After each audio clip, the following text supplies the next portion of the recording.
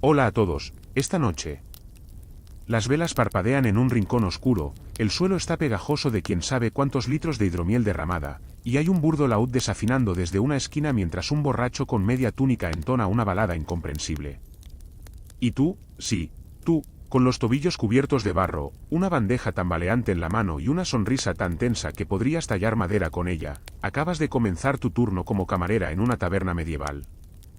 Y si creías que esto iba a ser sencillo, déjame decirte, probablemente no sobrevivas a esto. Pero vaya que lo vas a disfrutar. Al menos, lo suficiente como para querer contarlo mañana.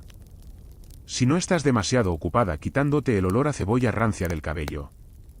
Así que, antes de que te pongas cómodo, tómate un momento para darle me gusta al vídeo y suscribirte, pero solo si realmente disfrutas lo que hago aquí.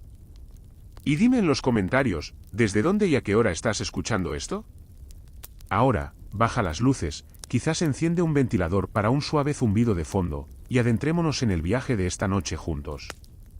Te despiertas antes que el sol, aunque sería más preciso decir que simplemente no has dormido. Una rata se pasea con confianza sobre la viga del techo, y hay una mancha en tu delantal que huele vagamente a mostaza y a arrepentimiento. Tu día empieza cuando el dueño de la taberna, un hombre con más pelos en la nariz que en la cabeza, te grita desde la planta baja que hay que preparar el salón para los primeros clientes. Son las 6 de la mañana. ¿Quién bebe a las 6? Todos. Te arrastras por las escaleras crujientes, todavía descalza, con los pies helados por la humedad. Las mesas están cubiertas de restos de la noche anterior, huesos roídos, jarras volcadas, y un zapato solitario que definitivamente no es tuyo. Con un paño húmedo, o, bueno, no tan húmedo como desearías, empiezas a limpiar. Pero lo haces con ritmo, porque en esta taberna, la prisa y la improvisación son las únicas formas aceptables de mantenimiento. Una vez que logras que al menos una mesa parezca relativamente comestible adjunta, los primeros llegan. Campesinos, soldados, algún mendigo astuto. Uno incluso trae su propio cuenco. Te miran con hambre y sed en los ojos, y tú apenas has tomado un sorbo de agua. Bienvenida al caos pegajoso de la taberna. Aquí no hay menú. Los platos del día dependen de lo que el cocinero haya encontrado, robado o embaucado esa mañana. Estofado podría significar conejo, pollo, o algo que solo se mueve cuando lo miras demasiado. Pero nadie se queja, el objetivo no es la comida, es la bebida. Sirves jarras de cerveza que se desbordan en tu brazo. Las manos te tiemblan por cargar más peso del que deberías. Y el suelo, que nunca está realmente limpio, se convierte en una trampa resbalosa. Cada viaje desde el barril hasta la mesa es un ejercicio de equilibrio, como si participaras en una versión medieval y ebria de los Juegos Olímpicos. Y no olvidemos el olor. El perfume característico de la taberna, una mezcla penetrante de cebolla hervida, sudor agrio, madera mojada y esperanza. Esperanza de sobrevivir un turno más sin desmayarte por los vapores del caldo. Entre cliente y cliente, alguien te guiña un ojo con un diente de oro que no parece suyo. Otro te ofrece una propina que consiste en un trozo de queso con moho noble. ¿Aceptas? Ese queso será tu cena. ¿Sabías que en algunas regiones, el queso azul fue considerado un signo de riqueza? Aunque los historiadores aún discuten si eso era riqueza, o simple desesperación con clase. En un rincón de la taberna, un juego de dados se intensifica. Los gritos van en aumento y tú te deslizas por los lados, esquivando una silla que vuela cerca de tu oreja. Normal, para un lunes. Y ahí estás tú. Cansada, sudada, con una ampolla nueva en el pie y las manos manchadas de lo que esperas sea vino. Pero también estás viva. Estás brillando en este agujero mugroso, llena de chispa y con una respuesta sarcástica siempre a punto. La diversión, si sabes verla, está en todas partes. En el anciano que cuenta por 10ª vez cómo luchó contra un oso, que ahora es, curiosamente, del tamaño de una iglesia. En la niña que se cuela para vender flores arrancadas de algún huerto vecino. En el momento exacto en que una canción empieza y todos, incluso tú, tararean como si la vida fuera solo esta sala y esta noche. Claro, también está la posibilidad de contagiarte de algo no identificado. Pero, hey, eso es solo parte del juego. Dato curioso, se cree que algunas tabernas medievales usaban vino adulterado con hierbas sospechosas para mejorar el sabor y reducir costos. Así que si un cliente empieza a ver duendes bailando en la mesa, tal vez no esté del todo loco. ¿O sí? Los historiadores aún discuten si esos aditivos eran tradicionales o letalmente económicos. Te das cuenta, entonces, de que esta no es solo una taberna. Es un mundo en miniatura.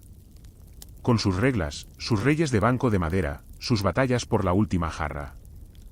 Y tú eres parte fundamental de este universo embriagado y sincero. Y eso, admitámoslo, es bastante divertido. De una forma muy retorcida. Muy medieval. ¿Te acuerdas de ese tipo que te dijo que trabajar de camarera en la taberna era fácil? Bueno, probablemente también te prometió que solo serían unas pocas horas al día y que los clientes son amables. Y ahora ahí estás tú, doblando el lomo entre bancos tambaleantes, evitando manos que parecen tener vida propia y una brújula apuntando exclusivamente hacia tu trasero. No se trata solo de servir bebida, sino de sobrevivir a cada bandeja como si fuera una ronda en una arena de gladiadores borrachos. Literalmente. Al principio crees que puedes manejarlo.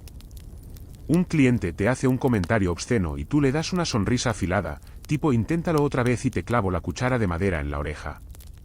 Pero después de la tercera ronda de vino, los límites del decoro se evaporan junto con la sobriedad. Y entonces empieza el juego, esquivar, fintar, desaparecer. Lo llaman la danza de la taberna, y no es para cualquiera. Te deslizas entre las mesas, te agachas justo a tiempo para evitar un brazo extendido, te apartas antes de que alguien se te tire encima, no por afecto, sino porque confundió tu silla con el retrete. Si alguien te tocara cada vez que lo intenta, ya habrías sido bendecida como santa por contacto físico milagroso. Y mientras todo esto ocurre, aún tienes que mantener la bandeja nivelada, porque una jarra derramada significa una propina menos, o una pelea más. Y tú ya has tenido suficientes sillas voladoras por hoy, gracias.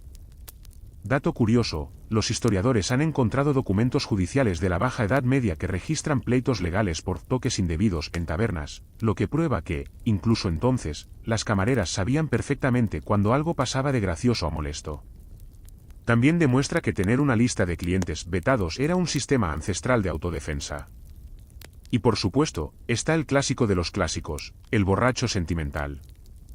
Ese que te agarra la mano mientras jura que le recuerdas a su esposa fallecida, o a su burra. O a ambas. Tú te limitas a sonreír y extraer tu mano con la suavidad de quien desactiva una trampa para osos. A veces piensas en usar una cuchara de sopa como arma. No por agresiva, sino por necesidad. Porque si algo aprendes rápidamente en esta profesión es que la camarera no es solo camarera, es portera de tugurio, psicóloga sin título, actriz de comedia improvisada y ocasionalmente, ninja medieval. Y ni hablar del típico grupo de soldados de permiso. Vienen en grupo, con sus botas embarradas y sus ganas de olvidar la guerra a punta de vino especiado y carcajadas. Son los peores y los mejores a la vez. Porque aunque hacen el doble de ruido y dejan el triple de mugre, también son los que mejor pagan cuando están contentos. Eso sí, tienes que tener reflejos de gato para que ninguno te invite a sentarte en sus rodillas. Entre los trucos que aprendes está el famoso bandeja barrera, mantienes la bandeja justo entre tu torso y el mundo, como un escudo portátil. También desarrollas el paso del codo afilado, útil para abrirte paso sin necesidad de empujar demasiado. Los movimientos se hacen automáticos. Tu cuerpo aprende a leer sombras y anticipar movimientos. Podrías ser espía del rey, pero estás aquí, sirviendo sopa de ¿zanahoria? No, espera. ¿Zanahoria o nabo? ¿Importa? No. El uniforme, por supuesto, no ayuda. Es más bien un disfraz. Escote generoso porque atrae a los clientes, según el dueño, y una falda que parece recortada por un gato con rencor. Tú haces lo mejor posible con lo que tienes, cintas estratégicas, doble capa de tela donde se necesita y una actitud de no te atrevas. A veces, alguna de las otras camareras te cubre. Hay una solidaridad no escrita entre ustedes. Como si fueran parte de un escuadrón secreto. Operación Evita el baboso de la mesa 4 se activa con una sola mirada. Si una se ve acorralada, otra se acerca con la excusa de necesitar ayuda para cargar las jarras. Es un código sagrado. Más que la misa. Y cuando todo parece estar en su punto máximo de locura, sucede lo inevitable, alguien se cae. Alguien siempre se cae. Esta vez es el tipo del rincón, el que llevaba cantando en latín falso desde hacía media hora. Se cae hacia atrás, derriba una silla, un gato salta por el aire, una vela casi prende fuego al tapiz. Tú no pestañeas. Solo sigues caminando, recoges la jarra que se salvó milagrosamente y la llevas a la siguiente mesa. Hecho histórico, en la Inglaterra medieval, muchas tabernas eran propiedad de mujeres, y las camareras podían llegar a tener más poder del que aparentaban, manejando cuentas, regulando el flujo de bebida, y en ocasiones, ejerciendo más autoridad que los propios dueños. Aunque los historiadores aún discuten si eso era una forma de empoderamiento o simplemente una carga más con nombre bonito. Pero tú no necesitas títulos. Ya eres una leyenda con los pies doloridos. Y entonces, como una pequeña victoria, alguien te deja una propina decente. No monedas mohosas ni medio huevo hervido.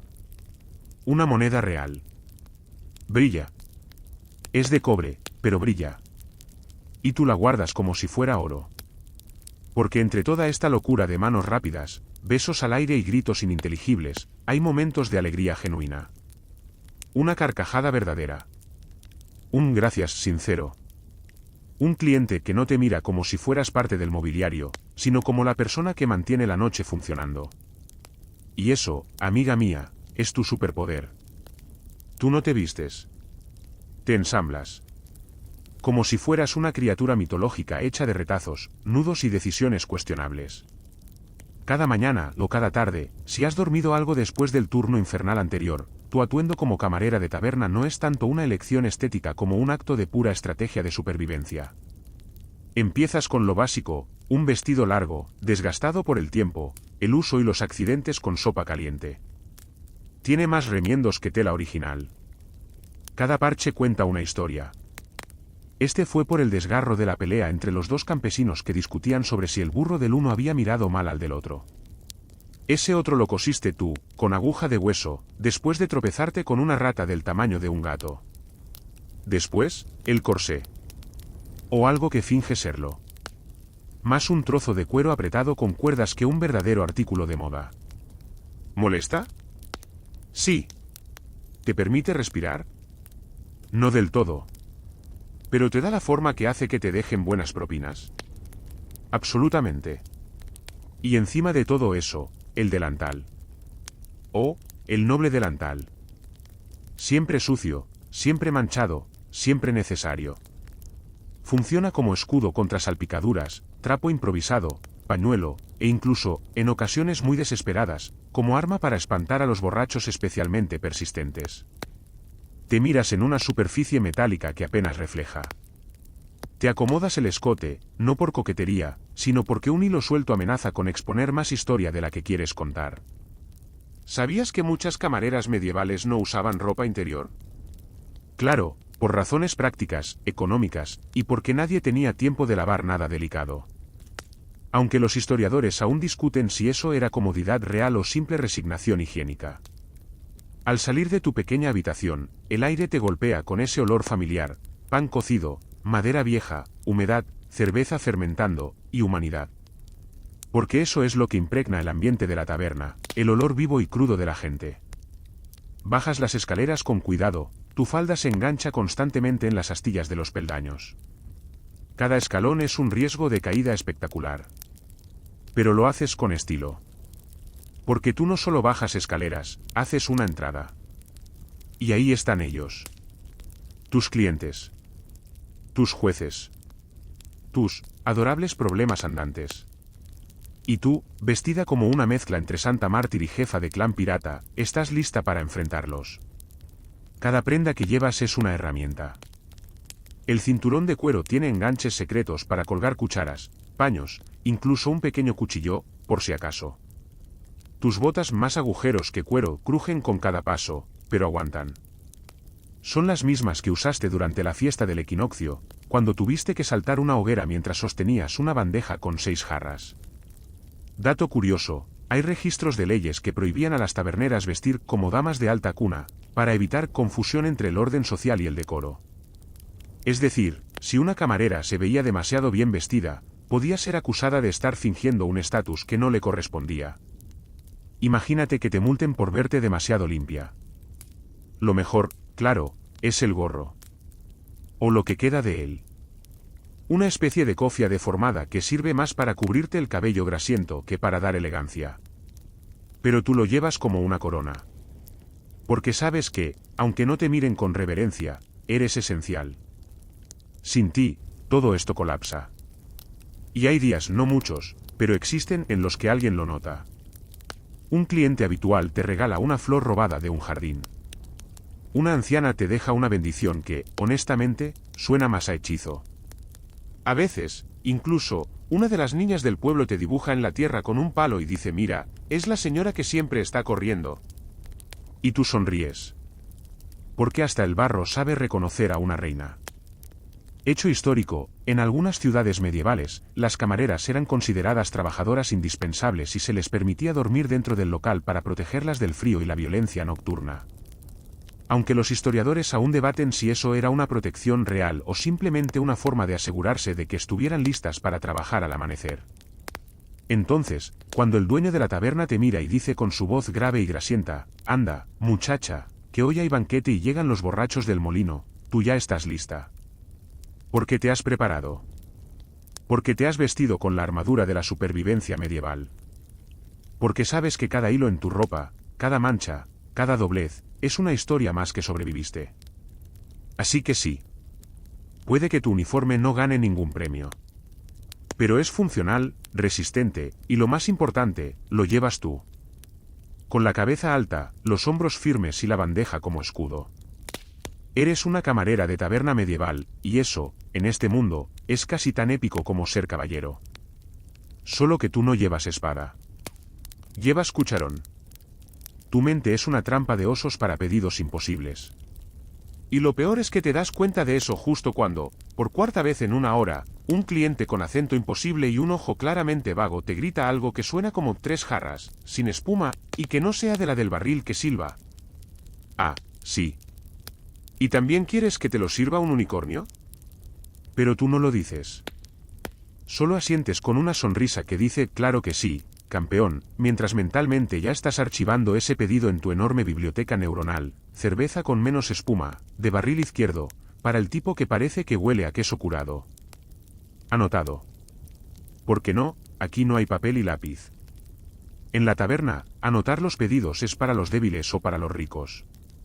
Tú trabajas con lo que tienes: memoria, mirada firme y una capacidad inhumana para no confundir el estofado sin ajo con el guisado, que no toque el pan. A veces haces asociaciones absurdas para recordarlo todo. El calvo de la mesa 2 pidió 2 jarras, calvo, 2, fácil. El tipo con verruga en la nariz quiere vino caliente, quizás porque cree que le ayudará a disolverla. Las monjas que entraron piden sopa sin sal, sin carne, y por supuesto, sin herejía. A ti te parecen encantadoras. Y todo eso mientras te cruzas con gente que, sin vergüenza alguna, intenta añadir cosas al pedido mientras estás a mitad de camino hacia la cocina. Ah. Y que venga con pan, pero pan del de ayer, no del de hoy, que el de hoy me da gases. Tú sonríes otra vez, porque eso es lo que haces: sonríes, giras sobre tus talones, y en voz baja dices algo que no repetirías frente a un cura. El truco, descubres, es no escuchar todo, sino escuchar lo esencial. Como cuando alguien pide vino sin agua.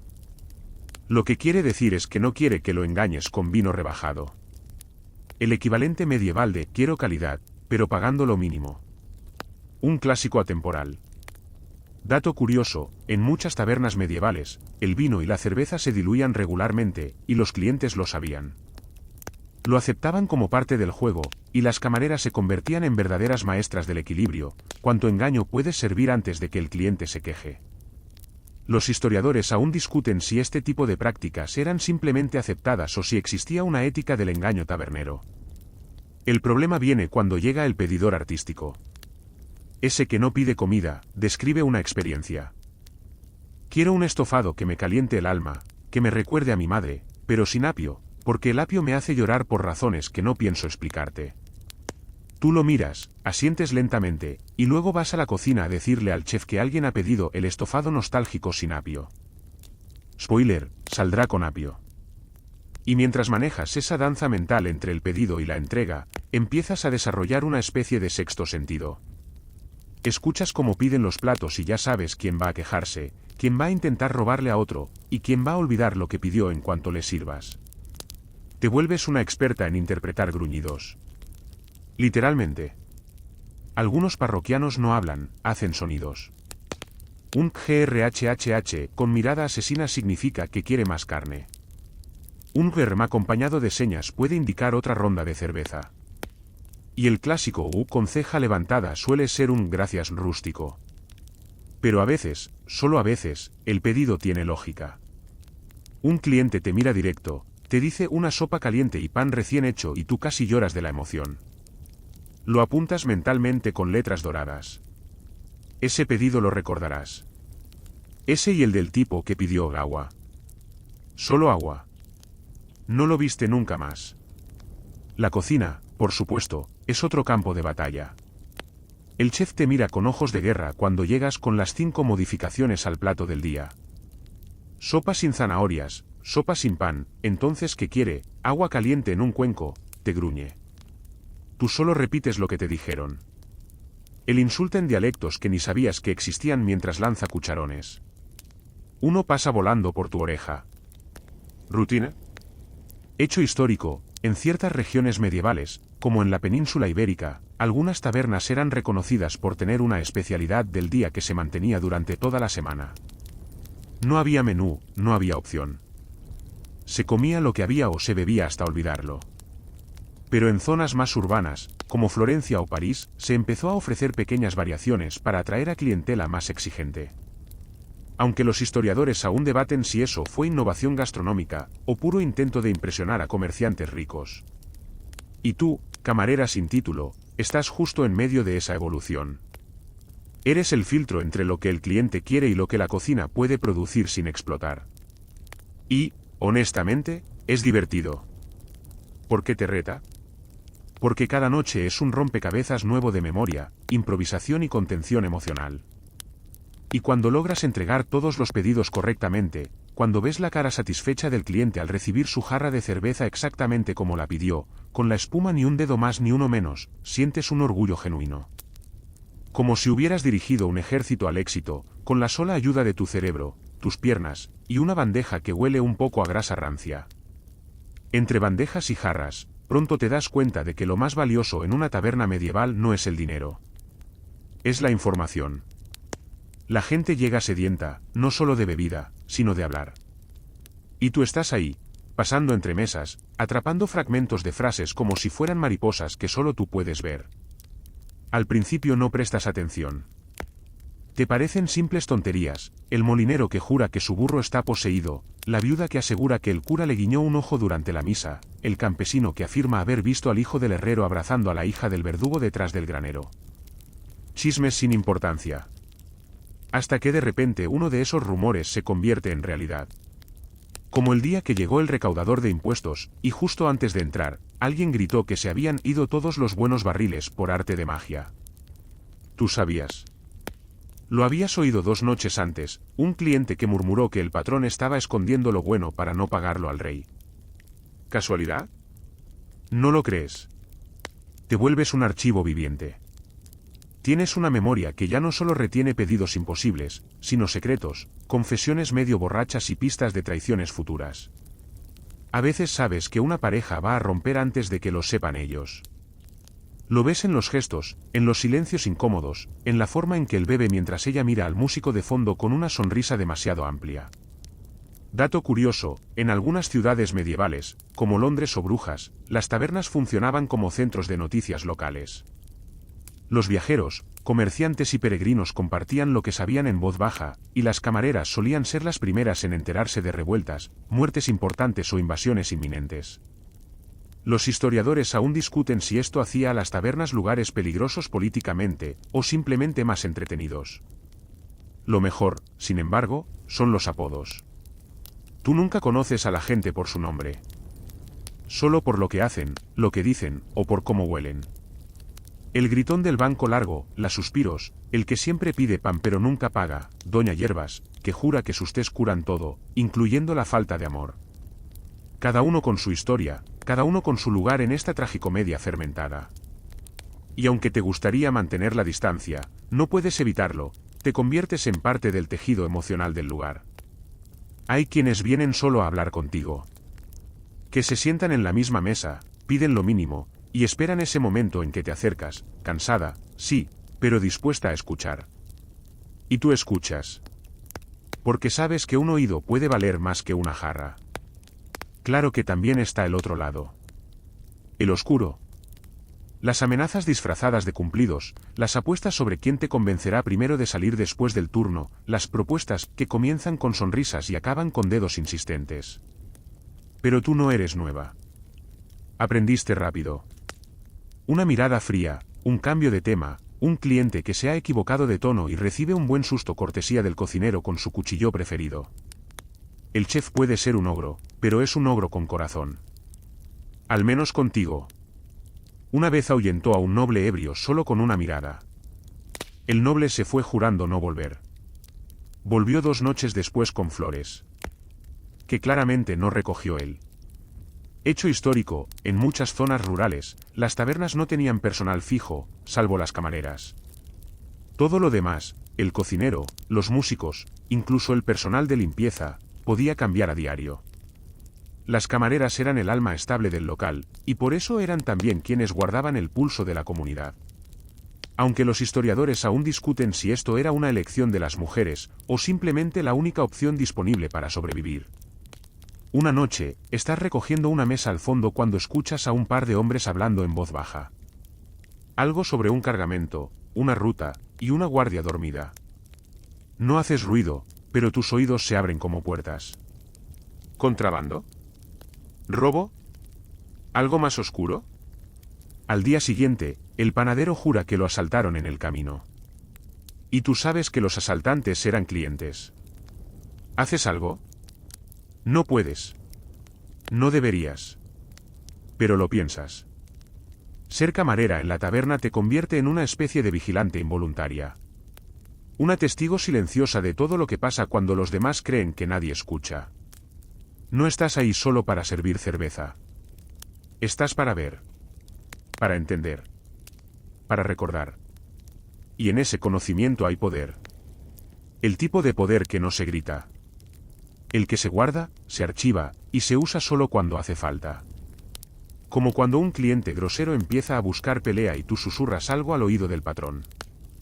O cuando la viuda rica se queja de la comida y tú casualmente recuerdas que aún debe 3 noches de hospedaje. O cuando el ladrón local se sienta en la esquina, y tú le sirves la jarra con el borde astillado. Nada personal. Porque tú no solo formas parte de la historia de la taberna. La construyes. Y en cada palabra que escuchas, en cada secreto que cargas, eres la cronista no oficial de un mundo que gira entre trago y trago. ¿La cocina? Ah, la cocina. Ese pequeño infierno lleno de humo, gritos y cucharones voladores donde los sueños de buena comida van a morir lentamente en ollas mal lavadas. Tú entras allí varias veces por noche, y cada vez es como cruzar las puertas del inframundo, si el inframundo oliera a ajo recalentado y a grasa de cerdo vieja. Allí reina una sola persona, el cocinero. O como lo llaman todos, aunque nadie se lo diga a la cara, el tirano de los fogones. Un hombre con voz de trueno, dedos como salchichas y una calvicie reluciente que solo se interrumpe por una eterna capa de sudor. Cocina con pasión, pero también con violencia emocional. Su repertorio de insultos podría llenar un libro entero, y probablemente ya lo hizo, aunque todo sea en dialecto local y nadie entienda del todo qué dice cuando está especialmente furioso. Tú has aprendido a navegar su estado de ánimo como una marinera que conoce las mareas. Si la sopa huele bien, está de buenas. Si huele a pies de orco, mejor no respirar cerca de él. Hay días en que silba mientras corta cebolla, milagro. Otros, lanza cucharones como si fueran proyectiles de guerra. Nunca sabes cuál te va a tocar. Entras y anuncias el pedido, 2 estofados sin nabo, 1 sin sal, y una ración de pan con nada encima. Te mira. Te mide. Suspira tan hondo que parece que va a aspirarte el alma. Y no quieren que lo bendiga también, gruñe. Tú sonríes. Porque has aprendido que cuanto más absurda la orden, más importante es mantener la sonrisa. aunque por dentro estés considerando esconderte en el barril de col fermentada hasta el cierre. Dato curioso, en muchas cocinas medievales, los chefs se consideraban artistas. No por vanidad, aunque sí, también, sino porque preparar comida en condiciones mínimas, con ingredientes dudosos, sin utensilios decentes y con clientes impacientes, era un acto de milagro culinario. Los historiadores aún discuten si eso los hace genios o sobrevivientes testarudos. A veces, te apiadas de él. Después de todo, tiene que improvisar con lo que hay: media cabeza de cerdo, un puñado de lentejas, una zanahoria con actitud, y especias que probablemente ya no deberían usarse desde hace 2 reinados. Y aún así, logra sacar algo que no te mata. Técnicamente. Y sin embargo, a su modo, el cocinero es un artista. Tienes que admitirlo. El pan que hace, aunque raro y duro como la conciencia de un juez, tiene un toque ahumado agradable. Su sopa cambia cada noche, y aunque algunas veces parece más lodo caliente que comida, otras, sorprendentemente, te hace cerrar los ojos un segundo y decir de verdad. Claro, él jamás lo sabrá. No se lo dirías ni bajo tortura. Y mientras tú esperas, bandeja en mano, intentas no estorbar a los ayudantes. Bueno, ayudantes es un decir. Son niños que corren más que ayudan, un gato que duerme sobre el saco de harina, y una anciana que pica cebolla tan lentamente que podrías aprender latín entre una rodaja y otra. De repente, el cocinero lanza un grito: ¡el pan! Todos se paralizan. El pan. Claro. Se ha quemado. Otra vez. Y con ese grito, empieza la danza de los trapos mojados, el humo, y tú, como siempre, agachándote para que el vapor no te quite las cejas. Pero tú no estás ahí solo para sufrir. También te toca hacer malabares diplomáticos. Como cuando el cocinero insiste en servir un guiso que huele como un zapato viejo relleno de ajo. Tú sabes que el cliente va a devolverlo. Lo sabes con certeza. Pero también sabes que si se lo dices al chef, probablemente lo vierta sobre tu cabeza. Así que haces el viejo truco, sales, das un par de vueltas, regresas y dices que el cliente prefiere pan y queso esta vez, que tiene el estómago delicado. El cocinero refunfuña, pero lo acepta. Ganas una ronda de paz. Hecho histórico, en algunas tabernas medievales importantes, el cocinero tenía tanto poder como el dueño. Podía decidir quién comía qué y en qué orden, y muchas veces recibía sobornos para mejorar la calidad de los platos servidos. Aunque los historiadores aún discuten si esto era poder real, o solo una ilusión condimentada. Y a veces, solo a veces, compartes un momento de calma con el cocinero. Como cuando ambos miran al gato dormido y él murmura: ese animal tiene mejor vida que yo. O cuando te da un trozo de pan caliente sin decir nada, y tú lo aceptas sin palabras, porque sabes que es su forma de decir: te vi trabajar duro. Y así, entre ollas, gritos y humo, descubres otra verdad de ser camarera en la taberna medieval, que la diversión no siempre viene del vino o del chisme, sino de sobrevivir cada noche con dignidad, ingenio, y un poquito de pan caliente robado entre rondas. Hay un momento sagrado en la jornada de toda camarera medieval, justo cuando el sol se está ocultando y la puerta principal de la taberna se abre con un chirrido tan dramático que parece ensayado por semanas. Lo reconoces al instante: es la hora pico. O, como tú la llamas, la hora del caos glorioso. Primero entran los campesinos, cansados, hambrientos, con la ropa pegada al cuerpo por el sudor de los campos. Luego los artesanos, con manos callosas y ojos atentos. Después, los mercaderes con sus capas polvorientas y bolsitas de cuero tintineantes. Y al final, los soldados. Siempre llegan de a grupos. Siempre gritan. Siempre traen un compañero nuevo al que hay que emborrachar como Dios manda. Tú estás lista. Has atado tu cabello con fuerza. Has ajustado el delantal como si fuera un cinturón de guerra. Has escondido tus pocas monedas en el hueco entre la viga y la pared, porque esta hora lo consume todo, incluso la razón. La taberna respira más fuerte. Se llena, se calienta. Huele a cuerpo, a pan tostado, a vino barato, a zapatos mojados, a cera derretida. Una sinfonía medieval para narices valientes. Tú corres de un lado a otro, no con gracia, sino con eficiencia.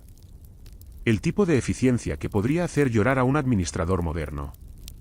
4 jarras a la vez, 2 platos de sopa, una bandeja equilibrada sobre tu cadera, y una orden mental en curso para la mesa 6 que pidió todo menos pescado, excepto si es bacalao. Y mientras todo eso sucede, pasa lo más divertido, las interacciones. Porque sí, servir puede ser agotador, pero observar es glorioso. En una esquina, 2 campesinos discuten acaloradamente sobre si es más rentable criar cerdos o patos. La conversación se transforma rápidamente en una competencia de imitación de gruñidos. No hay claro ganador, pero tú apuestas por el del sombrero, su gruñido tenía resonancia emocional. En otra mesa, un trovador desafinado intenta conquistar a la hija del curtidor con una canción sobre cabras y amor eterno. Ella parece más interesada en la sopa que en él, lo cual, honestamente, la hace aún más simpática. Y ahí estás tú, testigo de todo. A veces mediadora, a veces árbitro. Una vez incluso, juez y parte en un duelo verbal entre 2 comerciantes que se insultaban usando exclusivamente referencias a panés mal horneados. Eres como un bollo sin levadura, sigue siendo tu favorito hasta hoy. Dato curioso, hay evidencias de que, en tabernas muy concurridas, existían códigos de silencio momentáneos. Cuando alguien contaba un chisme especialmente jugoso o llegaba un visitante de tierras lejanas, la taberna entera bajaba la voz, como si una invisible campana de atención se activara. Los historiadores aún discuten si eso era espontáneo o parte de una cultura oral más ritualizada de lo que creemos. En medio del frenesí, una pelea casi comienza. Siempre pasa. Un empujón mal dado, una mirada sospechosa, un comentario sobre la madre de alguien que no fue del todo elogioso. Tú reaccionas antes de que vuele el primer taburete. Te interpones. No gritas. Solo miras. Esa mirada. Esa que desarrollaste tras 12 lunas en este lugar. La que dice, ¿de verdad quieres que te derrame la sopa encima a propósito? Mano firme, ceja alzada, bandeja bien sujeta. Dominio total. Y funciona. Se calman. O al menos se posponen hasta después de la cena. Hecho histórico, algunos manuscritos mencionan que en tabernas del norte de Europa, las camareras más respetadas tenían autoridad para expulsar clientes, incluso si eran nobles o clérigos. Aunque los historiadores aún discuten si eso se aplicaba realmente o solo cuando el dueño no estaba mirando. Pero no todo es tensión. También están los momentos absurdos que te hacen sonreír sin querer. Como cuando un anciano baila con su bastón imitando a un caballero en torneo, o cuando un gato se sube a una mesa y todos lo aplauden como si fuera el dueño del local. Lo es, en cierto modo. En una esquina, una niña de unos 7 años intenta convencer a su madre de que el pan que tú sirves sabe a cielo. Tú le guiñas un ojo y le das un trozo extra. Porque, por un instante, alguien vio algo mágico en lo que haces. Y lo es. Porque este caos no es solo ruido. Es vida. Vibrante, sudorosa, desordenada, pero llena de algo que no se compra ni se planea, autenticidad. Cuando por fin logras sentarte por 40 segundos detrás de la barra, tomas una bocanada de aire. No de descanso, sino para resetear tu sistema nervioso. Tu ropa está empapada, tus pies duelen, y tienes 3 manchas nuevas que no podrás identificar hasta mañana. Pero estás viva. Estás en el centro de todo. Y cuando el jefe grita desde la cocina, faltan 3 platos para la mesa 8, y que alguien saque al gato del barril, tú solo te levantas. Porque aún quedan horas de locura. Y porque, aunque nadie lo diga, sin ti esto no funciona. Y en el fondo, admítelo, te encanta. Hay algo que nadie te advierte cuando entras a trabajar en una taberna medieval: la bebida no se sirve. Se negocia. Se administra. Se calcula como si fuera medicina o veneno. Porque lo es, según quien la tome, cuánto tome y por qué demonios está tomando. Tú aprendes rápido que cada jarra que sirves tiene el poder de encender la risa o la violencia. No hay punto medio. Todo empieza con los barriles.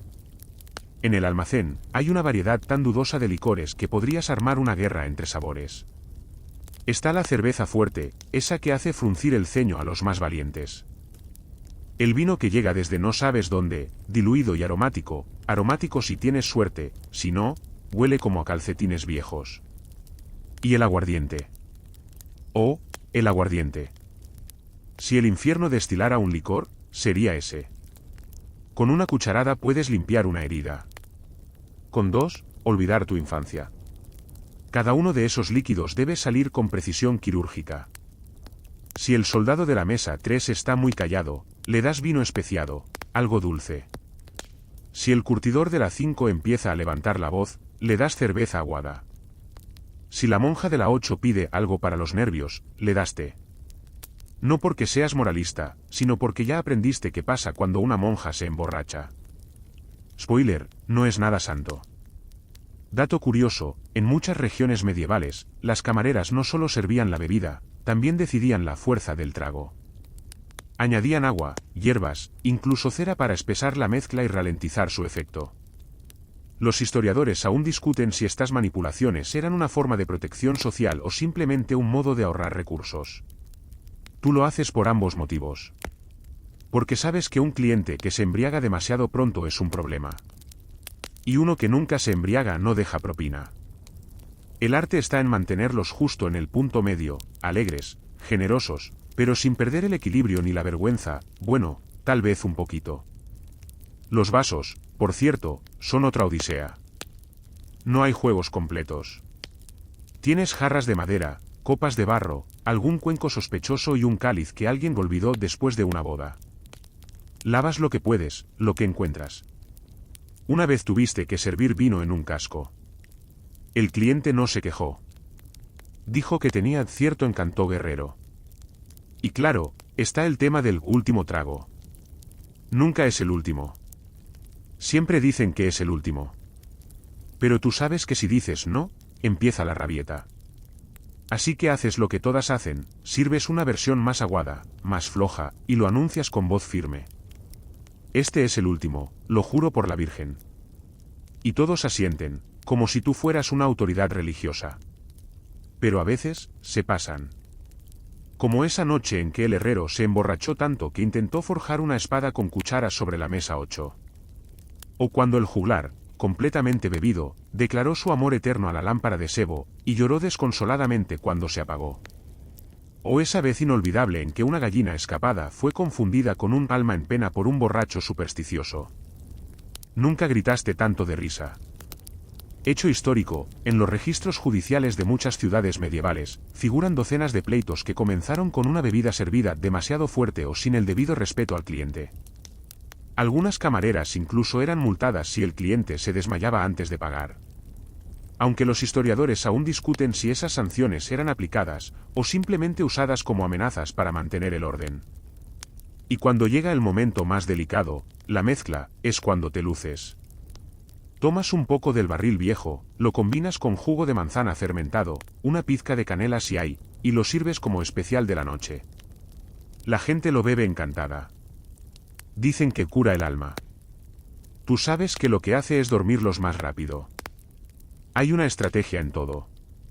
Sabes qué bebida sirve para calmar a quién, cómo usarla para alentar conversaciones, o para cerrarlas. A veces, le das un trago extra al tipo que está a punto de discutir con su suegro. A veces, sirves muy lento para que dos enemigos no beban al mismo ritmo. Cada jarra es una jugada en un tablero invisible que solo tú ves. Y a ti, francamente, te divierte. Porque aquí, entre lo que se sirve y lo que se bebe, hay una danza antigua. Tú decides el ritmo. No hay que ser alquimista para entenderlo. Solo tener buen ojo, nervios de acero, y la capacidad de distinguir entre borracho feliz, borracho llorón y borracho que está a 2 sorbos de volcar la mesa. Y cuando todo está en su punto justo, cuando el murmullo se convierte en canto, las risas se mezclan con el tintinear de las jarras y nadie se cae, aún, sabes que lo lograste. ¿Qué otra noche más la bebida no ganó? Porque sí, ellos creen que están celebrando. Pero la única que realmente controla la fiesta, eres tú. ¿Y qué sería de una taberna medieval sin sus borrachos habituales? No hablo de los visitantes esporádicos, ni de los viajeros con historias exóticas. Hablo de ellos. Los inquebrantables. Los que llegan antes de que abras y se van solo cuando los arrastras, literalmente, hasta la puerta. Tú los conoces por nombre, por olor, por ritmo de borrachera. Son los pilares tambaleantes de este lugar. Si un día no vienen, te preocupa. Si vienen 2 veces en el mismo día, también te preocupa. Son tus clientes más fieles y tus peores pesadillas.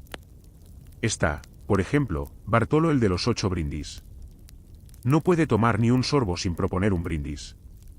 Por la salud, por la lluvia, por su mula, por la cosecha, por el rey, por el gato que cruzó la calle, por las rubias y por la buena vida que nunca tuve. Tú ya sabes que cuando él entra, vas a perder al menos 20 minutos de tu vida fingiendo interés mientras levanta su jarra con solemnidad de sacerdote ebrio. Luego está tía Clara, que no es tía de nadie y probablemente se llama algo completamente distinto, pero todo el mundo le dice así. Siempre trae algo para intercambiar, un huevo, una vela, un pedazo de tela con dudoso origen. Bebe vino caliente y murmura profecías cuando ha tenido 2 jarras. A veces acierta. Como cuando predijo que el techo del granero se caería el día que el gallo cante sin sol. Y bueno, pasó. A medias. El gallo cantó dentro del granero durante una tormenta. Tú la miraste raro por una semana. Dato curioso, en los archivos de algunas aldeas del siglo XIV, se mencionan a ciertos habituales de taberna como figuras semioficiales del pueblo, conocidos por todos, incluso por las autoridades. Algunos incluso recibían comida gratis por mantener el ambiente. Los historiadores aún discuten si esto era una forma de control social o una resignación colectiva. Y luego está Mauricio el inexpulsable. No importa cuántas veces le digas que ya es hora de irse. Siempre encuentra una excusa, que el clima está demasiado emocional, que su cerveza aún tiene alma, que necesita contar la verdadera historia de cómo salvó un burro de ahogarse en un charco. Cada historia cambia cada noche. Tú ya tienes tus favoritas, y cuando estás de buen humor, hasta le das pie para repetirlas. Especialmente esa del burro, que termina con una frase legendaria, y así fue como inventé el tenedor. Entre todos ellos, formas una especie de familia disfuncional. Conoces sus ciclos, el de la negación, hoy solo vengo por un poco, el de la aceptación, bueno, una más, y el de la filosofía profunda, el mundo es una sopa y nosotros solo estamos flotando. Y tú, desde tu puesto, vas tomando nota mental. A este hay que diluirle más. A esta no le sirvas si empieza a cantar. Aquel no paga si se sienta de espaldas a la puerta. Hecho histórico, en ciertas zonas del Sacro Imperio Romano, las tabernas tenían listas informales de clientes en deuda, con marcas en tablones o directamente talladas en la madera. Se decía que si uno llegaba a 5 marcas, debía hacer trabajo comunitario o enfrentarse a la humillación pública. Aunque los historiadores aún discuten si eso realmente se aplicaba o era solo una forma de meter miedo con estilo. Y sí, tú también tienes tu tablita. Está detrás del barril grande, donde anotas con pequeñas rayas los tragos pendientes. A veces, un borracho regresa con una gallina como forma de pago. O una canción. O un poema que escribió en una hoja de col, ¿los aceptas? Depende del día. Porque a pesar de todo, hay algo tierno en esa constancia. En ver a los mismos rostros noche tras noche, saber que mientras todo cambia, las estaciones, los precios, los gobernantes, ellos siguen ahí. Medio dormidos, medio lúcidos, completamente tuyos. Y, aunque no lo admitirías abiertamente, les tienes cariño. Como cuando Bartolo se quedó dormido en la mesa y tú le pusiste un trapo sobre los hombros. O cuando tía Clara se cayó y tú la ayudaste a levantarse sin que nadie se riera. O esa vez que Mauricio lloró por su esposa muerta hace 20 años, y tú, sin decir nada, solo le dejaste una jarra más. Gratis. Porque tú sabes que para algunos, esta taberna es lo único que tienen. El único lugar donde alguien les escucha. Donde no son fantasmas. Así que sí, son ruidosos, malolientes, difíciles y a veces insoportables. Pero también son parte de la historia. Y de ti. Y por extraño que parezca, son una de las razones por las que, cuando termina la noche, no te sientes sola. Hay un arte antiguo, olvidado por muchos, pero que tú dominas con la destreza de una guerrera curtida en 1000 batallas, el arte de la bandeja. Y no estamos hablando de llevar 2 copas en equilibrio como en las posadas para nobles. No, no. Estamos hablando de mantener en equilibrio 4 jarras llenas, un cuenco de sopa que amenaza con suicidarse a cada paso, un trozo de pan mordido para llevar y un tenedor torcido, todo mientras esquivas sillas, borrachos, perros y niños que se arrastran por el suelo como si fuera una pista de patinaje. Sí, bandejear en una taberna medieval es como jugar al ajedrez, pero con fuego, grasa y vidrios rotos. Al principio no podías ni sostener una sin que se tambaleara como una barca en plena tormenta. ¿Recuerdas la primera noche? La sopa se te volcó en el escote, el vino terminó en las botas de un clérigo, y alguien aún jura haber encontrado una aceituna en su pan gracias a tu torpeza. Pero aprendiste. A la fuerza, como todo aquí. Hoy, eres una equilibrista de élite. La muñeca firme, el brazo tenso pero fluido.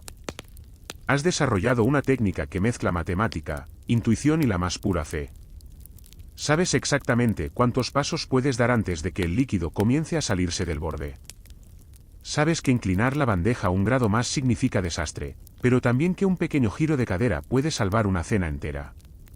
Dato curioso, en documentos de tabernas del siglo XIII, existen menciones explícitas al salario de derrame, una pequeña compensación que algunas camareras recibían si derramaban comida o bebida por culpa de un cliente. Aunque los historiadores aún discuten si estas compensaciones se cumplían realmente, o eran solo promesas vacías para mantener el buen ánimo. Y claro, cada bandeja tiene su personalidad. La grande, de madera tallada, con un reborde roto que atrapa la sopa como trampa de caza.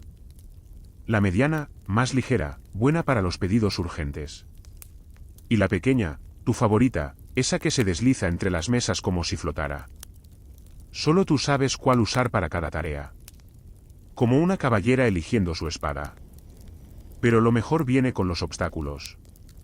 El más común, los pies. La gente no sabe sentarse sin estirar las piernas. Y tú has perfeccionado el arte de saltar, esquivar o directamente pasar por encima sin perder ni una gota. Una vez saltaste una pierna extendida con 3 jarras llenas y una sonrisa. Alguien aplaudió. Otro te propuso matrimonio. Dijiste que no, pero igual le serviste el vino. Después vienen los animales. Porque claro que hay animales. Un perro dormido bajo la mesa 3. Una gallina que entra a picotear migas como si fuera clienta habitual. Una cabra, sí, una cabra, que alguien trajo porque no podía dejarla sola, es muy nerviosa. Tú solo frunciste el ceño y seguiste sirviendo. Ya ni te inmutas. Hecho histórico, en muchas regiones rurales de la Edad Media, las tabernas funcionaban como espacios multifuncionales. No solo eran comedores, también refugios, salas de reunión, incluso parideras improvisadas. La presencia de animales era tan común como la de clientes. Aunque los historiadores aún discuten si esto era tolerado por necesidad o porque nadie se atrevía a decirle que no a una cabra enojada. Y entre todo ese caos, tú desarrollas superpoderes. No exagero. Puedes detectar una jarra mal apoyada sin mirarla. Puedes oler si un cuenco está demasiado caliente antes de tocarlo. Y, esto es real, puedes intuir si una sopa va a derramarse solo por cómo la cuchara se hunde al servirla. A veces, incluso haces demostraciones. No porque lo digas, sino porque alguien derrama su cerveza y tú, sin cambiar el paso, deslizas tu bandeja vacía justo a tiempo para que caiga dentro. Ovación garantizada. El patrón dice que deberías cobrar por show. Tú dices que ya cobras, en sudor y espaldas contracturadas. Pero a veces, solo a veces, fallas. Y no por tu culpa. Como esa vez que un cliente tropezó contigo justo cuando llevabas una jarra enorme de hidromiel. Todo voló por los aires en una gloriosa explosión pegajosa. Silencio absoluto. Todos mirando. Tú, empapada, con un trozo de pan pegado a la frente. Y entonces, como si nada, hiciste una reverencia y dijiste, y ese fue el especial del día, señores. Risas. Propenas. Redención. Porque sí, aquí se celebra hasta el desastre, si lo sabes manejar con estilo. Y tú tienes estilo de sobra. Hay algo que nunca cambia, no importa cuántas lunas pasen sobre la taberna, la música. O mejor dicho, la música cuando aparece. Porque no es constante ni profesional ni siempre bien afinada. Pero cuando sucede, transforma todo. Tú ya sabes cuándo va a empezar. Hay un silencio leve, un bajón en las conversaciones, y de pronto un raspado de cuerdas o un golpe de tambor improvisado con una olla. Y ahí están. Los músicos. Algunos son itinerantes. Llegan con el polvo en las botas, un laúd a la espalda y un aire de haber dormido en un establo. Otros viven cerca y aparecen como setas después de la lluvia. Pero todos tienen algo en común, quieren ser escuchados y alimentados. En ese orden. Tú los reconoces por las manos.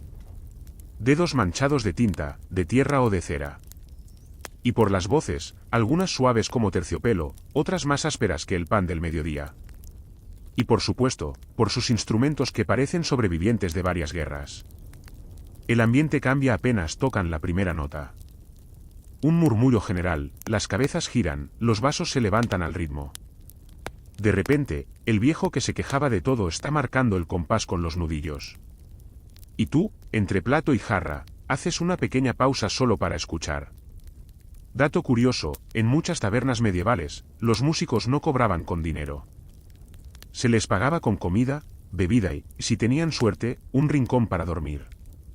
Algunos incluso se apadrinaban por un cliente habitual, que pedía sus canciones favoritas a cambio de cubrirles la cena. Los historiadores aún discuten si esto era un modelo de patronazgo informal o pura piedad alcohólica. Y claro, no todo es alegría. Hay estilos. El trovador romántico que recita una balada tan trágica que la sopa se enfría del puro drama. El juglar burlón que se burla del alcalde, aunque con nombres cambiados para evitar la cárcel. El tamborilero espontáneo que toca hasta con los cubiertos si hace falta. Y por supuesto, los músicos de 3 cuerdas que, por alguna razón, siguen creyendo que saben afinar. Una noche inolvidable, un violinista ciego tocó una melodía tan lenta, tan suave, que incluso el cocinero dejó de gritar durante un minuto entero. Fue mágico. Otro día, un grupo de flautistas entró borracho, tocó una canción entera sobre un burro enamorado, y recibió más propinas que nadie en semanas. Tú sabes cómo tratarlos. Les das comida si han tocado bien, pan duro si han desafinado.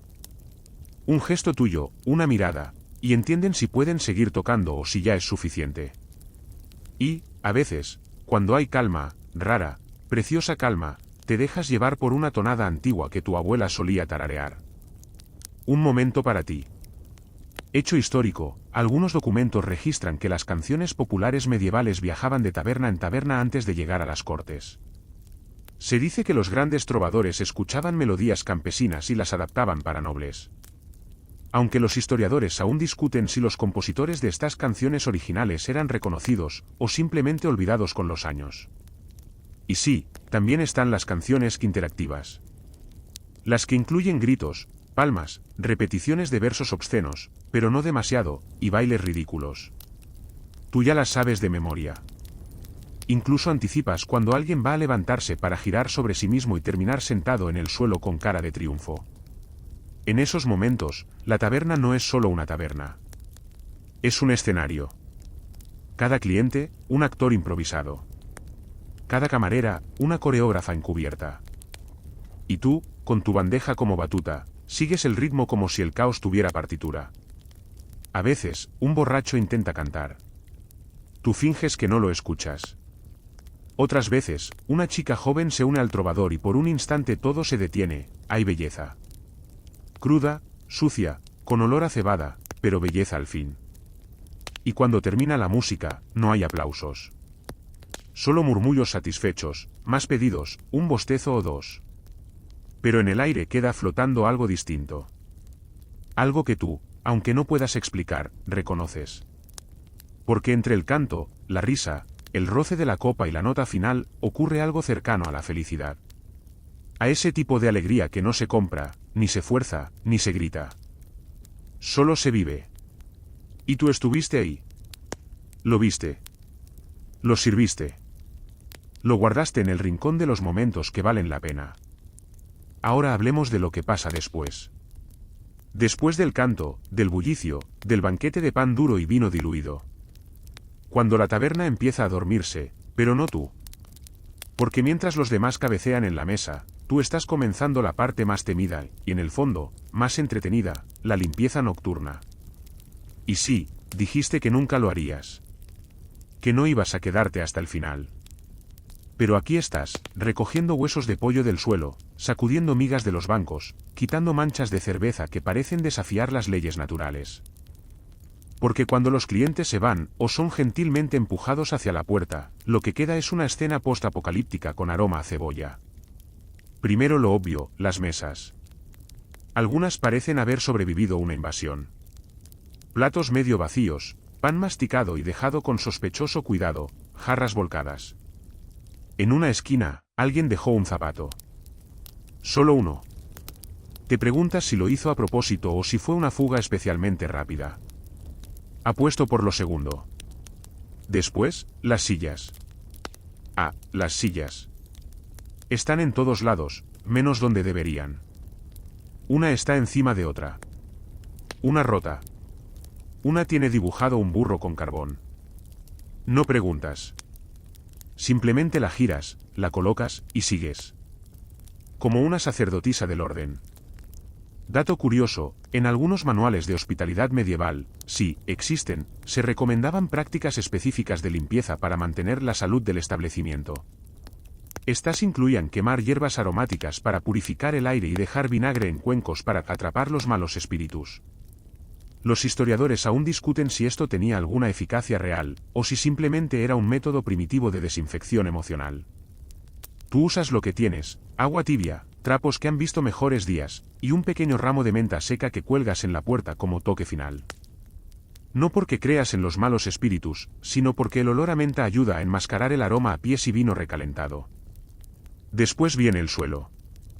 Siempre lo dejas para el final porque es lo peor. Granos de cebada, barro, plumas, ¿de dónde salieron tantas plumas? E incluso una herradura. Te preguntas si hubo una pelea entre caballos dentro y nadie te avisó. Y mientras restregas con furia contenida, aparecen los últimos borrachos. Siempre hay uno que se quedó dormido apoyado en el barril, otro que dice estar reflexionando en silencio en la letrina, y el clásico que jura que solo necesita 5 minutos más para terminar su canción sobre el queso místico. Los despiertas con suavidad. O con un cubo de agua, depende del nivel de necedad. Nunca con violencia. Bueno, casi nunca. Hecho histórico, en ciertas zonas del norte de Europa, existían leyes que prohibían permanecer dormido dentro de una taberna pasada cierta hora, por riesgo de incendio, pecado o confusión de propiedad. Algunas taberneras tenían incluso campanas para anunciar el desalojo oficial. Aunque los historiadores aún discuten si alguien realmente obedecía esas campanas, o si simplemente se usaban para hacer ruido hasta que la gente se hartara. Y después de todo, el momento sagrado, cuando estás sola. Sola de verdad. Ya no hay ruido. Solo el crujido de la madera, el silbido del viento contra las ventanas, y el goteo intermitente del tonel mal cerrado. Ahí te sientas. No en una silla, porque ya odias todas. Te sientas en el suelo, espalda contra la barra, con una jarra tibia, la que reservaste para ti. La merecida. El premio. El respiro. Y, a veces, piensas. En la noche. En las historias escuchadas a medias. En los nombres que ya te sabes de memoria. En el niño que rió con la canción del burro. En la anciana que dejó una moneda brillante envuelta en tela como agradecimiento. A veces te ríes sola. A veces suspiras. Y otras, simplemente te quedas ahí, dejándote arrullar por el eco débil de lo que fue una noche agitada. Hay belleza en el desorden ya ordenado. En el silencio que queda tras el caos. Porque limpiar no es solo recoger. Es cerrar un capítulo. Es devolverle dignidad al espacio. Es, a su manera, cuidar. Y aunque mañana todo comenzará de nuevo, por ahora, solo por ahora, la taberna te pertenece. No hay órdenes, ni platos, ni taburetes tambaleantes. Solo tú. Y el murmullo lejano de una canción que no existe más que en tu cabeza. Y lo sabes, esto también es parte de la diversión. Pero si hay algo que te hace volver cada día, con la espalda molida y las ojeras al nivel de túneles mineros, es el drama. Y no me refiero a pequeñas discusiones o a un borracho llorando por su gallina perdida. No. Hablo de esos momentos teatrales, dignos de una obra de Shakespeare, si Shakespeare hubiera escrito sobre gente común gritando con la boca llena de estofado. Porque en la taberna medieval, todo el mundo tiene algo que contar. O mejor dicho, algo que exagerar. Tú aprendes rápido que cada cliente es una caja de sorpresas con tendencia a la exageración. Como doña Elvira, que jura haber visto al diablo una noche en que se le apagó la vela, y cada vez que lo cuenta el demonio tiene más dientes, más cuernos, y una deuda pendiente con su suegra. O Rodrigo el tejedor, que está convencido de que es descendiente de reyes, aunque nadie le cree porque su corona es literalmente una tapa de olla pulida. Aún así, todos lo saludan con reverencia a cambio de un trago gratis. Tú también, cuando el humor lo permite. Y luego están los amores imposibles. Las miradas largas entre la hija del curtidor y el joven que recoge estiércol para el mercado. Los encuentros secretos en la trastienda. Los mensajitos en servilletas que tú entregas sin decir una palabra, aunque por dentro estés haciendo apuestas mentales sobre cuánto va a durar ese romance. Dato curioso, las tabernas eran puntos clave para el chisme, incluso más que las iglesias. Muchas decisiones locales se tomaban no en el consejo, sino tras varias jarras, entre susurros y promesas tibias. Los historiadores aún discuten si esto otorgaba poder a las taberneras como informantes clave, o simplemente las ponía en el centro de todos los enredos sin quererlo. Y vaya si lo estás. Hay momentos en que te conviertes en confidente sin querer. Como cuando un cliente te llama con tono urgente solo para contarte que sospecha que su esposa tiene un amante, y ese amante podría ser su primo, o su perro, no estás seguro. Tú escuchas, asientes, sirves otra ronda, y le das una galleta de avena porque parece que la necesita más que nadie. A veces, incluso las peleas de gallos emocionales se desatan delante de ti. Dos vecinos discutiendo sobre límites de terreno, y de pronto están comparando la habilidad de sus respectivas abuelas para hacer sopa. Gritos, manotazos al aire, acusaciones de que tu vaca es más tonta que una piedra. Tú solo das un paso atrás, colocas la bandeja como escudo y esperas el clímax. Spoiler, casi siempre termina en brindis forzado y risas nerviosas. Hecho histórico, en algunas aldeas, la taberna servía como escenario de juicios informales. Si alguien era acusado de un crimen menor, se reunía a un grupo de vecinos, la mayoría ya ebrios, y se discutía su culpabilidad entre tragos. Aunque los historiadores aún discuten si estas asambleas etílicas eran legales o simplemente una tradición con valor simbólico. Y tú estás en medio de todo eso. A veces árbitro, a veces testigo, a veces simple telón de fondo. También eres quien entrega mensajes anónimos. Sí, esos que llegan con mirada cómplice. Dale esto a la señora de la mesa 6, pero no digas que fui yo. Tú lo haces. No por complicidad, sino por deporte. Y luego te sientas mentalmente con un cuenco de palomitas invisibles a ver cómo evoluciona el drama. Una vez, ayudaste a un joven a declararse. Le preparaste una bandeja especial con flores silvestres robadas del jardín del vecino, una vela torcida y una galleta en forma de corazón. La chica dijo que no, pero igual comió la galleta. Tú lo consolaste con otra galleta. En forma de círculo. Menos simbólica, pero más rica. Y también están los clientes teatrales profesionales, esos que entran y desde el primer momento sabes que están buscando protagonismo. El que grita al pedir agua. El que se pone de pie solo para contar cómo atrapó una trucha con las manos y los dientes. El que finge desmayarse porque la sopa estaba demasiado intensa emocionalmente. Tú les das cuerda. Por puro entretenimiento. Porque sí, te quejas, te cansas, te manchas de caldo, pero no te aburres nunca. Y ese es el punto. Cada noche trae una escena distinta. Un acto nuevo. Un personaje inesperado.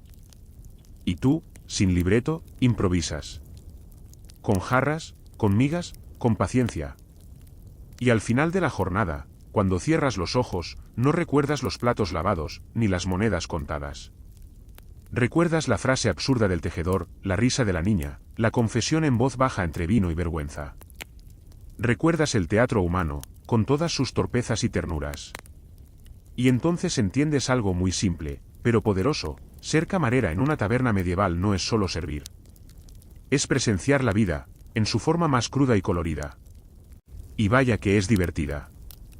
Si has sobrevivido hasta ahora, con los tobillos hinchados, la voz ronca y una astilla alojada permanentemente en el dedo medio, es porque sabes moverte en lo más delicado de este oficio, la política de la taberna. Y no me refiero a reyes y tronos. Me refiero a algo mucho más peligroso, las alianzas invisibles, las jerarquías no oficiales y las rencillas eternas entre clientes.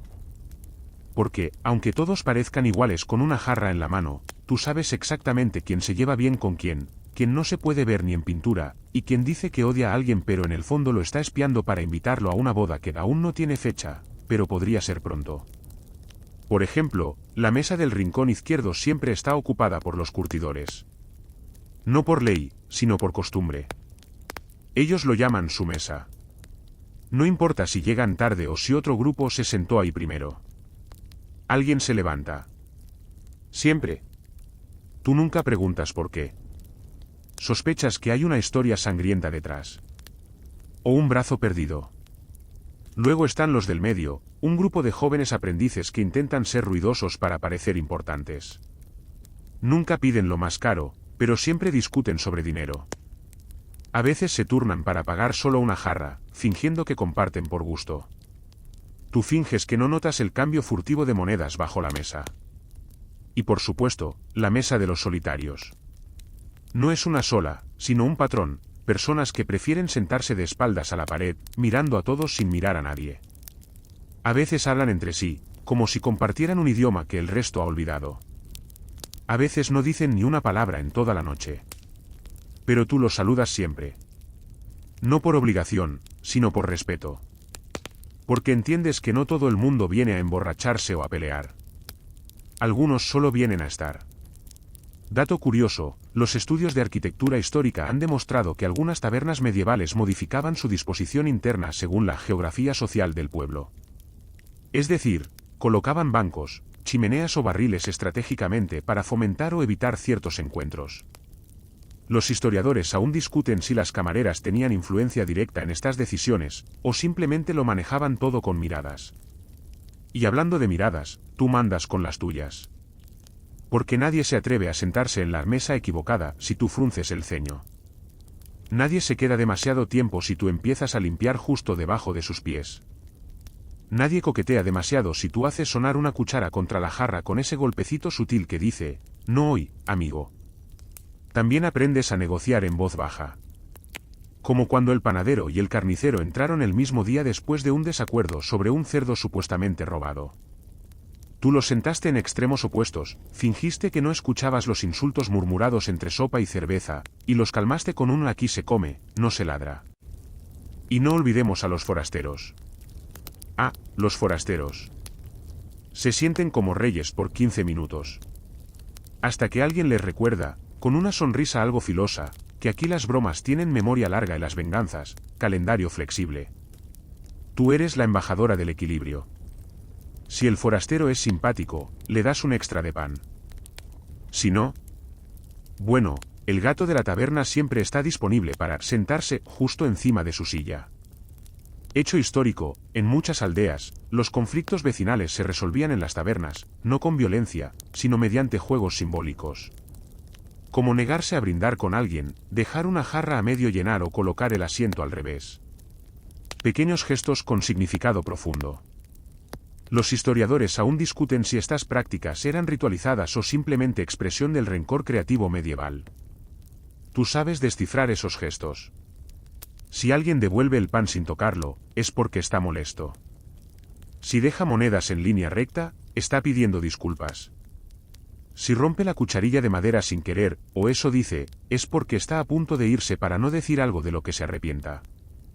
Y tú, con la maestría de una diplomática del estofado, mantienes todo en marcha. No hay libro de instrucciones para esto. Solo experiencia, intuición y la paciencia de una santa que dejó la santidad porque los santos no tenían propinas. Te sorprende cuántos conflictos se resuelven con sopa caliente y pan tierno. Y cuántos estallan por un asiento mal escogido.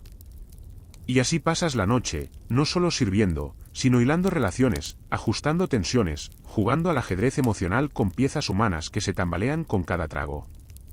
Porque sí, esto es política. Una versión grasienta, ruidosa y deliciosamente impredecible. Y tú, aunque nadie lo diga, eres la verdadera reina del lugar. Y entonces llega ese momento inevitable, la hora del cierre. No importa si la noche fue buena, caótica, aburrida o inolvidable. Todo termina. Siempre.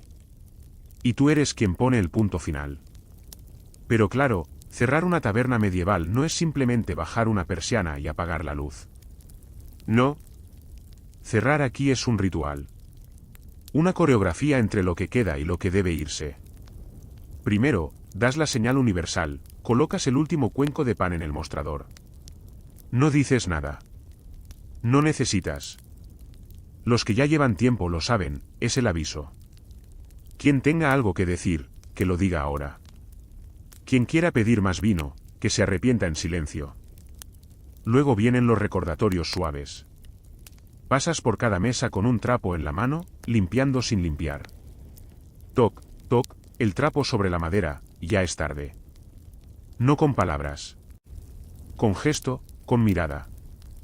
A veces con un bostezo exagerado. Una camarera cansada es el mejor reloj. Dato curioso, en algunas ciudades medievales, las tabernas debían cerrar a la hora del Ángelus o cuando el toque de queda se escuchaba por segunda vez. Pero en zonas rurales, el cierre era mucho más informal y dependía de señales simbólicas, como apagar la lámpara principal o dejar de tocar música. Los historiadores aún discuten si este tipo de cierre comunitario ayudaba a mantener la paz, o simplemente retrasaba las peleas hasta la calle. Y cuando los clientes se resisten, porque siempre hay uno, tú tienes métodos. Para el dormilón, el barrido agresivo cerca de los pies. Para el romántico aferrado a su copa, la broma, te vas o te adopto como gato. Para el borracho intenso, un pedazo de pan duro entre las manos, como si fuera un premio por irse sin protestar. Y, una vez desalojado el último cuerpo, empieza la danza del cierre real. Las mesas vuelven a su lugar. No es que se muevan solas, aunque algunas parecen tener vida propia.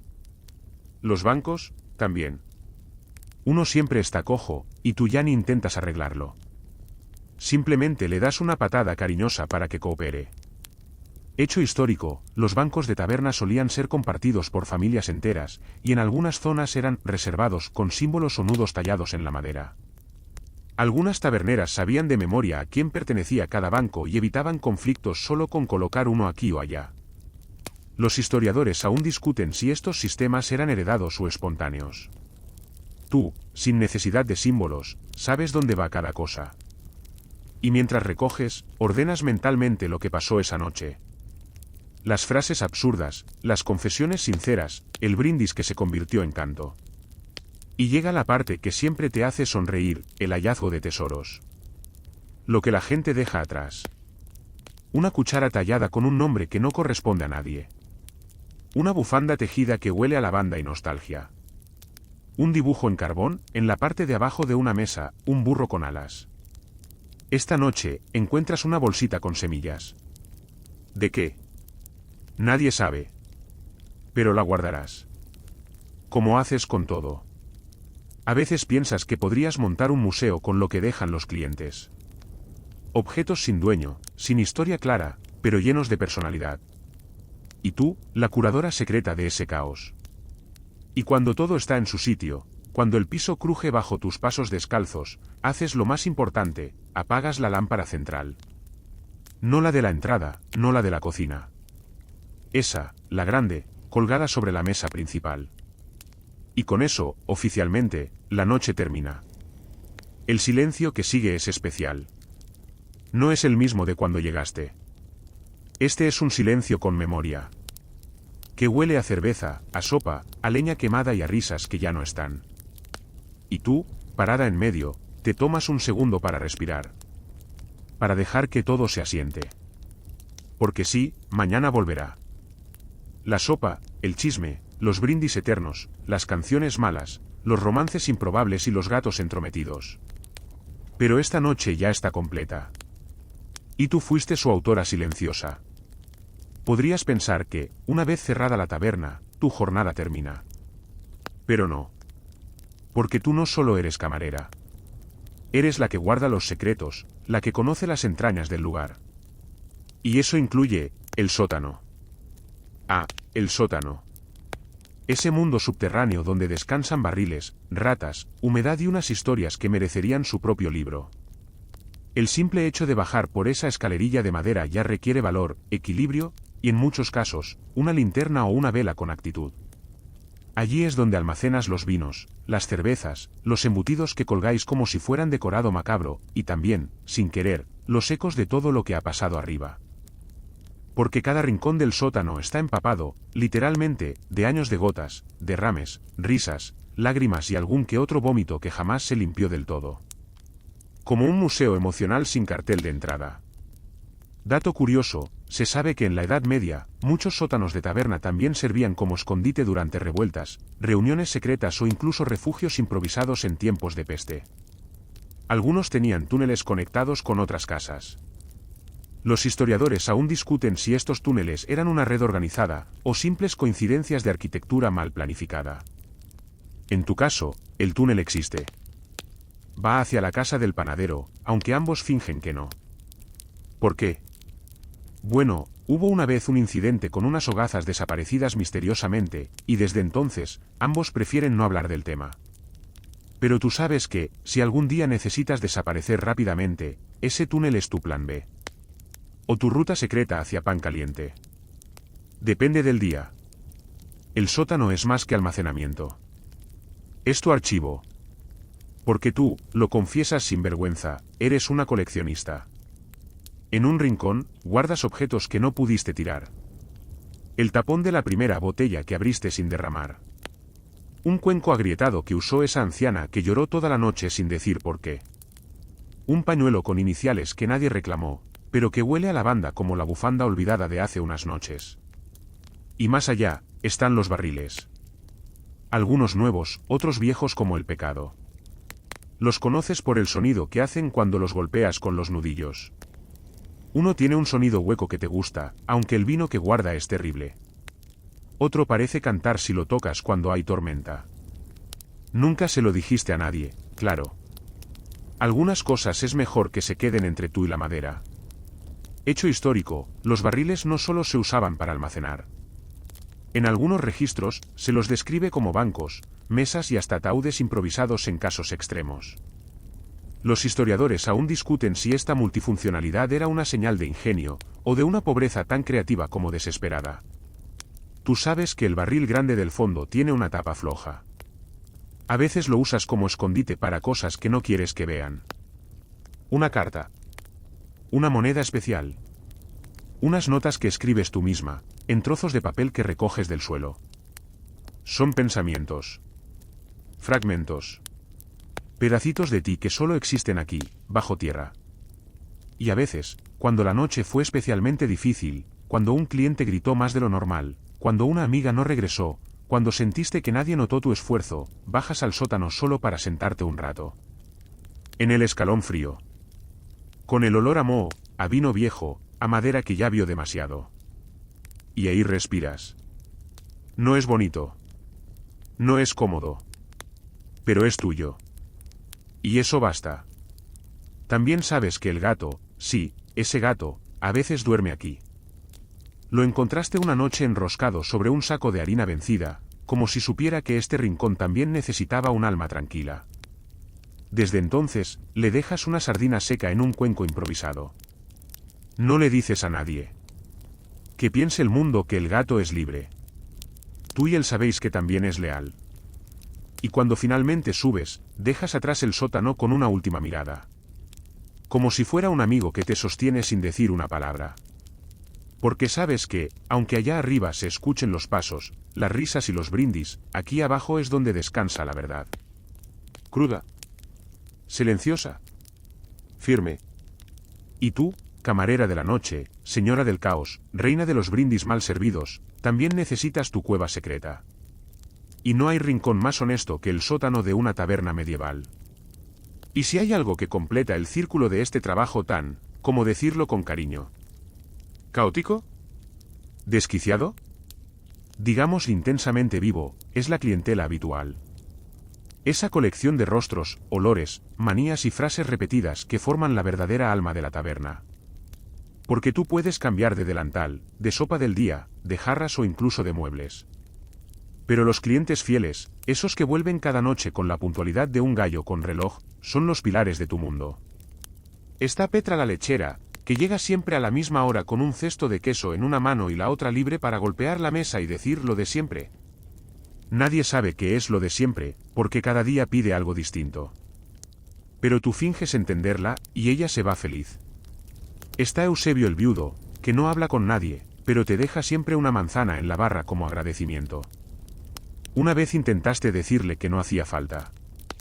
Te miró fijo, dejó 2 manzanas más y no volvió a hablarte por una semana. Desde entonces, simplemente sonríes, aceptas la fruta y haces como si nada. Está Martina la chismosa, que llega sola pero se va sabiendo más secretos que el cura del pueblo. Siempre se sienta estratégicamente donde pueda oír 3 conversaciones a la vez, y no toca su sopa hasta haber identificado al menos 2 embarazos secretos y un escándalo por deuda impaga. Dato curioso, en la Edad Media, las tabernas eran uno de los pocos espacios sociales compartidos entre hombres y mujeres, aunque cada región imponía límites distintos. En muchos casos, las mujeres solo podían asistir si acompañadas por varones respetables, lo cual no impedía que muchas asistieran como observadoras sociales, es decir, expertas en chisme. Los historiadores aún discuten si su presencia empoderaba su rol comunitario, o simplemente las convertía en espías con mejor vino. Y no podemos olvidar a Bertín, el que no se sabe bien qué hace ni de qué vive. Siempre tiene una historia nueva, un acento diferente y una deuda pendiente. Una vez pagó su comida con una pluma de ganso que, según él, había pertenecido a un poeta famoso. Tú la guardas como amuleto, por si acaso. Cada cliente tiene su horario, su lugar favorito, su pequeña rutina. Y tú las conoces todas. Sabes que si Josefina no pide su sopa antes del segundo toque de campana, es porque está triste. Que si Romualdo se sienta al lado de la ventana en vez de la chimenea, es porque discutió con su esposa. Y que si el grupo de jóvenes aprendices entra en silencio, es porque algo hicieron y están esperando que no se note. Hecho histórico, algunos taberneros mantenían registros informales de sus clientes frecuentes, no solo para llevar cuentas, sino para recordar sus preferencias, hábitos e incluso estados de ánimo. Se dice que las mejores camareras podían notar un cambio de humor por la forma en que alguien sostenía su jarra. Los historiadores aún discuten si esto era una técnica aprendida o simplemente sensibilidad nacida del oficio. Tú lo llamas mirada de segundo día. Porque el primer día no sabes nada. Pero al segundo, ya ves todo. Y aunque a veces desees que se queden callados, que no dejen tantas migas, que no se peleen por el banco del rincón, sabes que sin ellos, la taberna sería solo un edificio de madera y olor a cebolla. Porque cada historia de cliente habitual es parte de tu día. De tu semana. De tu vida. Recuerdas esa noche en que todos se fueron temprano. No por enfermedad, ni por miedo. Simplemente se dio así. Nadie llegó. Solo tú, el gato, y un pedazo de pan que ni siquiera parecía reciente. Fue raro. Vacío. Como si el mundo hubiese olvidado su guión. Y tú ahí, con todo preparado y nadie que lo usara. Desde entonces, por más que te quejes del ruido, del desorden, de los brindis sin fin, agradeces cada entrada, cada voz conocida, cada lo de siempre mal definido. Porque son ellos los que te hacen sentir que estás en una historia que avanza. Una historia donde cada día es distinto, pero familiar. Como una canción que cambia de letra, pero no de melodía. Y tú, con tu jarra en mano, sigues el ritmo. Y lo disfrutas. Aunque no lo admitas en voz alta. Y así llegamos al final. No solo al cierre de una noche, ni al fondo de la última jarra. No. Este es el final de una larga, delirante y, te guste o no admitirlo, divertida historia. La historia de ti, camarera de una taberna medieval. Sí, tú. Con los pies hinchados, la espalda doblada, y el alma llena de más anécdotas que un trovador sin filtro. Porque si hay algo que define este oficio, no es el pan duro, ni el vino picado, ni siquiera el cliente que jura que fue abducido por una bruja con patas de cabra. Lo que lo define, es la costumbre de volver. De levantarte cada día, ponerte el delantal aún húmedo, mirar el local medio vacío y pensar, a ver qué locura me toca hoy. Pero hay algo más profundo. Y es que en este pequeño universo de madera crujiente y sopa espesa, tú encontraste una verdad que no te esperabas, que reírse del desastre es una forma de resistencia. Que disfrutar el caos es una manera de hacerle frente a una vida que, a veces, no da tregua. Dato curioso, Algunos escritos de la época mencionan que ciertas camareras vivieron hasta edades inusualmente avanzadas para el estándar medieval. Se cree que la constante actividad física, la dieta moderada y, ¿quién lo diría?, el contacto social frecuente, contribuían a una longevidad inesperada. Los historiadores aún discuten si era por buena salud, o por pura terquedad. Y hablando de salud, a estas alturas, has desarrollado una resistencia sobrehumana. Puedes cargar 2 jarras por mano, esquivar una trifulca, memorizar 5 pedidos a la vez y dar una respuesta sarcástica sin que se te caiga una gota. Eres leyenda local. O eso dice el niño que intenta imitarte usando un caldero en la cabeza. ¿Recuerdas tu primera noche, cuando todo te parecía imposible? Cada cliente era una amenaza. Cada bandeja, una trampa. Cada queja, una puñalada al ánimo. Ahora, caminas con la seguridad de quien domina su reino. Aunque tu reino huela a cebolla vieja y a vino con mosquitos flotando. Hecho histórico, se conservan canciones populares dedicadas a taberneras. Algunas las alaban como figuras maternales, otras las retratan como astutas comerciantes, y otras, bueno, mejor no repetir esas. Los historiadores aún discuten si estas canciones reflejaban realidad o fantasía colectiva, pero una cosa es clara, las camareras dejaron huella. Y tú, con cada paso, cada bandeja servida, cada ojo en blanco que giras cuando alguien dice esto es sopa o agua sucia. Dejas la tuya. Ya sabes cuándo reír, cuándo quedarte callada, cuándo ofrecer otra ronda y cuándo sugerir que es hora de irse con una sonrisa tan afilada como un cuchillo de cocina. Sabes cuándo hay que apretar los dientes y cuándo aflojar el alma. Porque ser camarera en una taberna medieval no era un papel menor. Era ser árbitro, enfermera, artista, espía, diplomática y, de vez en cuando, heroína silenciosa de una pelea evitada o un corazón remendado con un trozo de pan.